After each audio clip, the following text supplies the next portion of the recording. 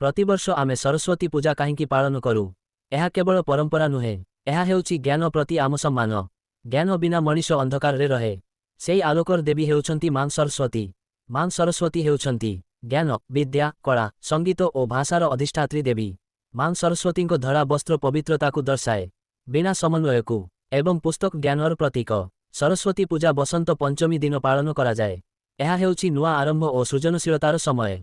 ज्ञान प्रतिवर्ष बढ़े, तेणु प्रतिवर्ष सरस्वती पूजा आमकू शिखिबाकू प्रेरणा देइथाए। सरस्वती पूजा आमकू शिखाए ज्ञान केबे अहंकार हेबा उचित नुहे। छात्र माने एकाग्रता पाई, शिक्षक माने मार्गदर्शन पाई, कलाकार माने सृजनशीलता पाई मां सरस्वती को पूजा करती। एही दिन पुस्तक कलम पूजा करा जाए एवं ज्ञान को समर्पण करा जाए। आजिर जुगरे ज्ञान हेउची सबुठारु बड़ शक्ति। सरस्वती पूजा आमकू सठिक मार्ग देखाए। ज्ञान को भल कामरे व्यवहार कले मनीष और समाज दुहें आगकू बढ़े। सेइथिपाई प्रतिवर्ष आमे सरस्वती पूजा पालन करू। जय मां सरस्वती। भिडियोटी भल लागिले लाइक करंतु, शेयर करंतु एवं सब्सक्राइब करिबाकू भूलंतु नाही।